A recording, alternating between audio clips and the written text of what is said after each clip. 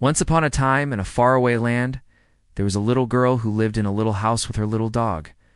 And every year for Christmas, her parents would make her favorite gingerbread cookies. But one year, they were going to do something different.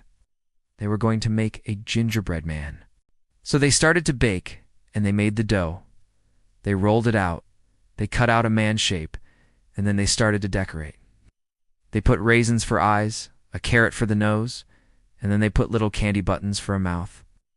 And when it was finished, the gingerbread man looked so good that the little girl couldn't wait to eat him. But then something magical happened.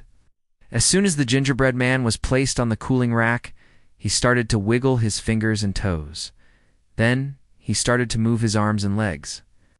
And before the little girl could say, "Oh my goodness," the gingerbread man was dancing around the kitchen. He danced and he pranced and he even did a little tap dance on the floor. And then he stopped and he looked at the little girl and he said, "Thank you for making me. I'm so happy to be alive." Then he took off his jacket and underneath he had a little oven mitt for a hat and a striped apron. And he said, "I'm a baker, you see, and I love to bake and I love to dance."